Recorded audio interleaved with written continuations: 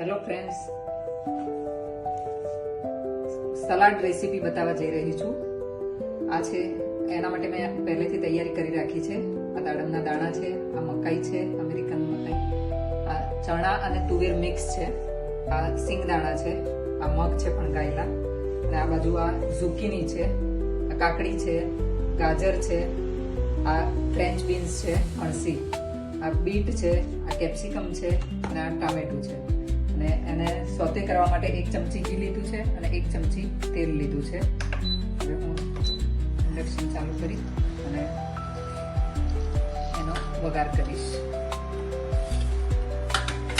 અને આ 1 લીલું મરચું લીધું છે.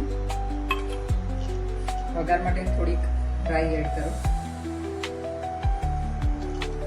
અને આ બધું કઠોળ છે અંદર, એટલે ગેસ ના થાય એના માટે આ હિંગ થોડીક નાખવાની છે આપણે.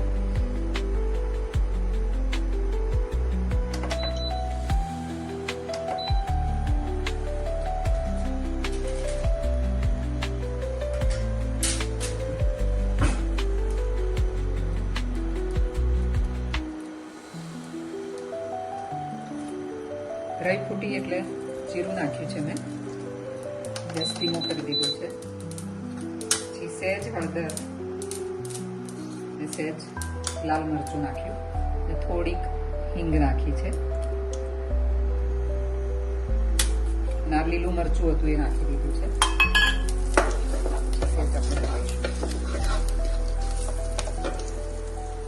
હવે સૌથી પહેલા ટામેટું નાખી દઈએ.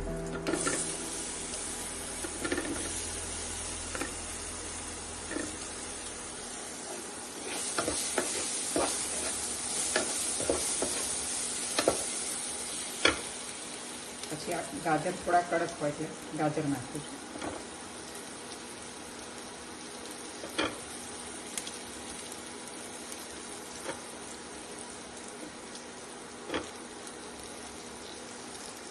ગાજર અને બીટ બંને નાખી દઈએ છીએ પહેલાં.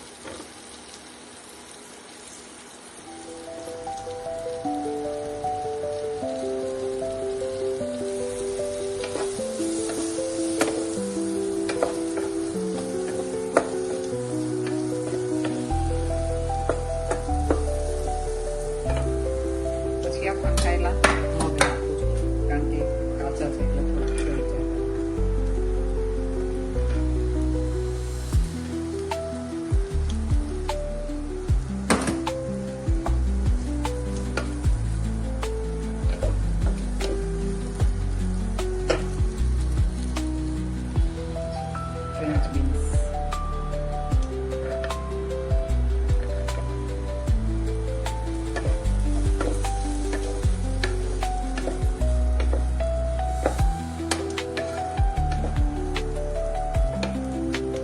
હવે આપણે ઝુકીની નાખીશું.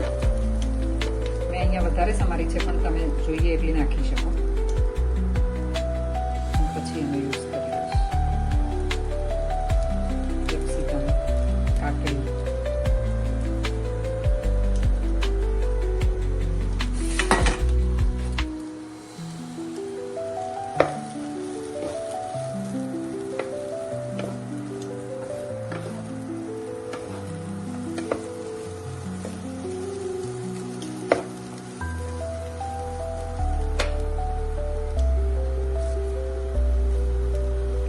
ચણા અને તુવેર થોડુંક નાખ્યું, થોડાક સિંગદાણા નાખ્યા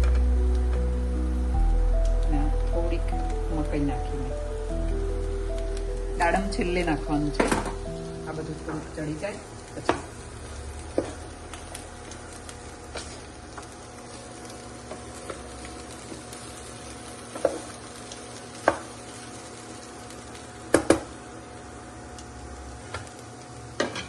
હવે આમાં સ્વાદ પ્રમાણે મીઠું નાખવાનું. અને આની અંદર હું એક પિઝાનો મસાલો નાખું છું.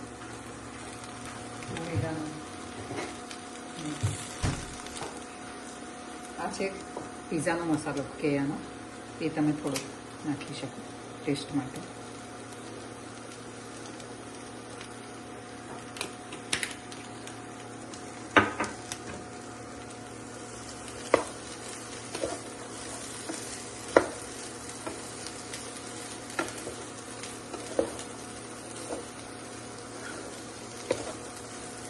થોડુંક પાણી એડ કરીશું આપણે. અડધા ગ્લાસથી પણ ઓછું પાણી લીધું છે મેં.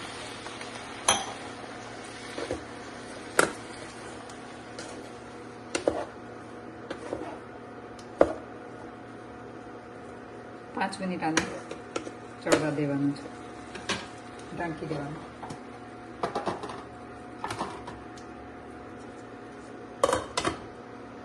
પાંચ મિનિટ ચડી જાય પછી દાડમ નાખી ને કોથમીર નાખીને સર્વ કરવાનું, એટલે તમારું હેલ્ધી સલાડ તૈયાર.